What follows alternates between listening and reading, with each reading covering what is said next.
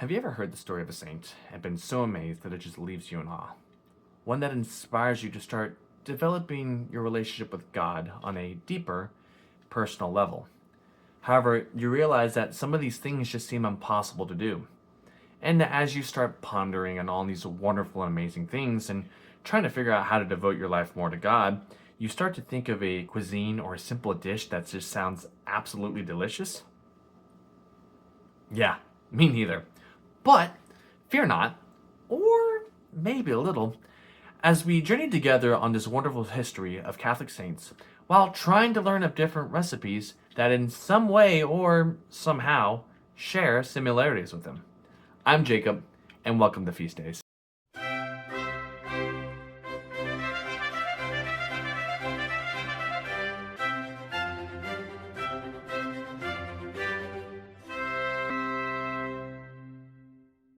When I decided to do this channel, I'm not gonna lie, I struggled with finding the first saint that I was gonna start off with.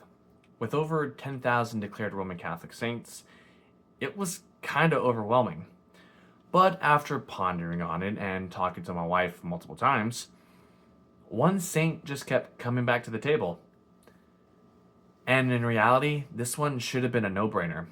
So, without further ado, let's start off with someone that was on fire for the Lord, both figuratively and literally, Saint Lawrence.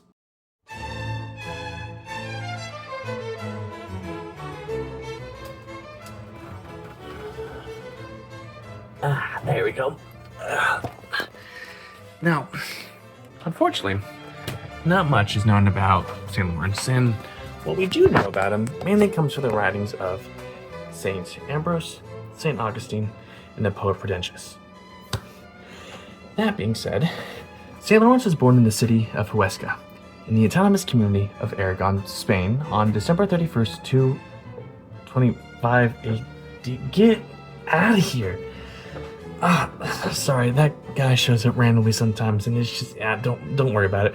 Regardless, St. Lawrence was most likely born to Christian parents, and there's some speculation that they may have been martyrs. However, we know for sure that he was recognized as brilliant at a very young age, and was sent to Zaragoza, Spain, to further his studies. It is here he would study under and develop a friendship with the future Pope, Sixtus II. Now, before I get too involved with the history of St. Lawrence, I know y'all may be hungry. Now, like I said previously, there isn't much known about this saint, and unfortunately the same thing can be said for the recipes of that time. However, I really shouldn't be surprised. The events that we were discussing happened between AD 225 and AD 257. So I guarantee that scholars who are investigating those times aren't really dying to try to find the latest recipe. Regardless, I decided to go with a recipe that seems to have originated from the same town of Huesca called Pollo al Chilindron. This simple chicken stew, hailing from the northern part of Spain, is a weeknight favorite in all the circles as far as I can tell, and it tastes even better as leftovers. The recipe I am using is not my own. I got this from the website called Food and Wine, and I made some slight substitutions. If you're curious, I put the link in the description below. You'll want the following ingredients. Let's go ahead and start prepping the onion, garlic, bell peppers, and olives. You want to make sure they are all finely chopped, as I am trying to do here. And also, season the meat. I use the basic salt, garlic, and pepper. While I do that, let's get back to St. Lawrence. Upon the election of Pope Sixtus II in AD 257, Sixtus II named Lawrence Archdeacon of Rome, placing him in charge of all charitable activities. However, their time would be short-lived, as in AD 258, the Roman Emperor Valerian put out an edict ordering that all bishops, priests, and deacons be put to death. This edict led to the capture of Pope Sixtus II and 6 of the 7 deacons of Rome, not including St. Lawrence. Although little is known about their actual capture, St. Ambrose paints a poetic interaction between the Pope and St. Lawrence. St. Lawrence crying out to his bishop, asking if he is unworthy of martyrdom, and Pope Sixtus responding with great affection and reassurance that something greater awaits the young man in 3 days. Pope Sixtus then instructs St. Lawrence to go and give away all the church's treasures. While St. Lawrence does this, the Roman prefect hears of all the treasures and offers to spare Lawrence's life if he gathers up all the treasures and brings them to him. Lawrence agrees to bring the treasure, but requests the prefect give him time to gather all of the inventory. 3 days later, when the prefect arrives, expecting to see gold and silver and all these amazing things, St. Lawrence presents him with all the poor and sick people he was able to gather from the city. Not surprisingly, the prefect was displeased with this spectacle, and in response to the prefect's anger, St. Lawrence responds cleverly. Why do you gnash your teeth in rage at this unwelcome spectacle? Do you scorn these as foul and mean? These poor people of ours are sick and lame, but beautiful and whole within. They bear with them a spirit fair and free from taint and misery. Your followers are strong of frame, but marred by inward leprosy. Depravity is a halt and lame, and sightless fraud is blind indeed. These riches are yours now. Take them to beautify your lofty Rome, to fill the treasury of your prince, and your own fortunes to augment. As to be expected, the prefect, humiliated and angry, orders Lawrence to be executed. However, he did not find the traditional fashion of decapitation, which the Pope and other bishops suffered only days before, as severe enough for St. Lawrence. No, the prefect was so infuriated that he ordered St. Lawrence to be put on a gridiron to die. Man, this guy got bullied in high school.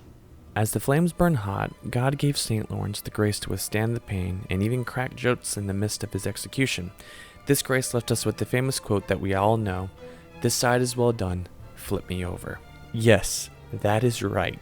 St. Lawrence told his executioners that his back was cooked enough, it is time to flip him over to evenly cook the rest of him and put him to rest.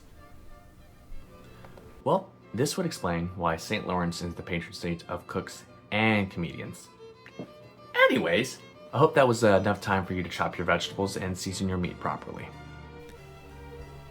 Your ingredients should look like this. Heck, I really hope they even look better. Next, we'll want to go ahead and grab a Dutch oven, or if you're like me and don't have one, just a standard pot and 2 tablespoons of your preferred cooking oil. I went for some homemade chicken smolts. Once that pot gets ready to a nice temperature, go ahead and place your chicken in the pot and listen to that sizzle. Make sure to move it around occasionally so the chicken doesn't get stuck.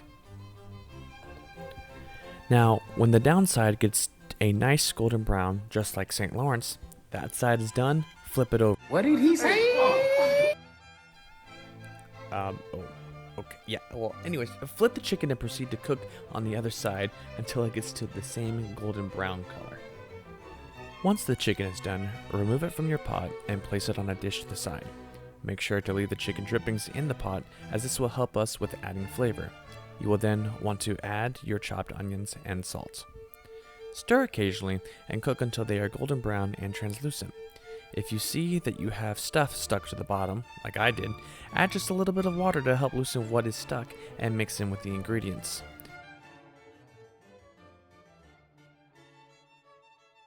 Next, add your chopped garlic and cook until you have a nice fragrance.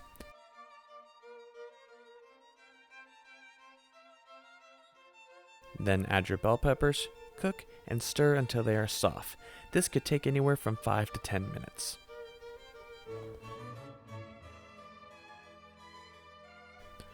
Once the bell peppers have reached that nice cooked state, add your crushed tomatoes. Stir occasionally until the tomatoes are soft and cook through. This took me about 10 minutes, but may be different for you. While this is cooking, if you haven't already like me, cut your serrano ham to whatever size you prefer and prepare your thyme leaves. Once everything is in the pot and has a nice saucy consistency, go ahead and add the following: serrano ham, olives, paprika, chopped thyme, 2 bay leaves, and black pepper. Once all these items are nice and stirred in, re-add the chicken, cover the pot, and cook on a low to medium temperature for about 10 minutes or until the thick parts of the chicken reach an internal temperature of 158 degrees Fahrenheit or 70 degrees Celsius. When it's done, make sure to remove the bay leaves before serving. Serve this over rice or your preferred style of cooked potatoes and just plop the chicken right on top of there, because who cares about plating? And voila, you have your Pollo al Chilindron. Honestly, this dish was delicious. It had a great blend of all the natural flavors, and not one flavor seemed to overpower the entire dish.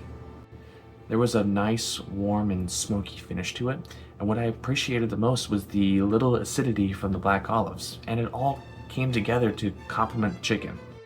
And if you're still watching this while you're eating, first of all, I appreciate you. And just for that, I'll throw in a tad bit more about St. Lawrence. Like you came here for the food anyway. St. Lawrence is buried in the tomb along Via Tiburtina, where Emperor Constantine later erected the Basilica of St. Lorenzo of Panisperna.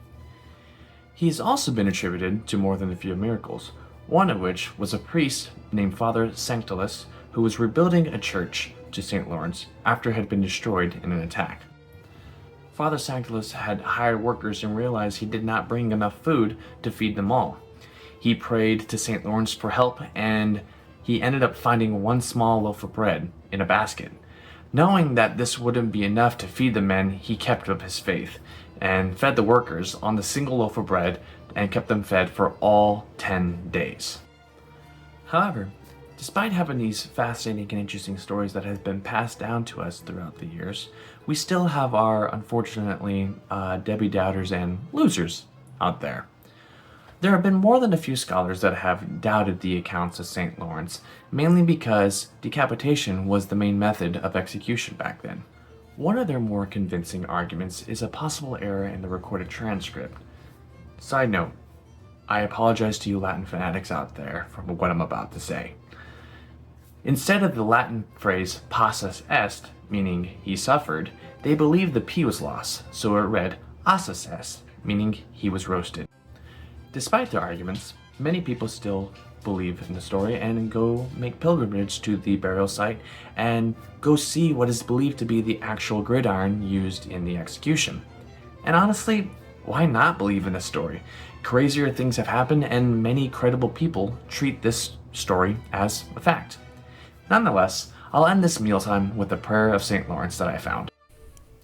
O glorious Saint Lawrence, martyr and deacon, who, being subjected to the most bitter torments, didst not lose thy faith nor thy constancy in confessing Jesus Christ. Obtain in like manner for us such an active and solid faith, that we shall never be ashamed to be true followers of Jesus Christ, and fervent Christians in word and in deed. Thank y'all for taking the time to watch this video, and I hope to see you on the next one. God bless, and St. Lawrence, pray for us.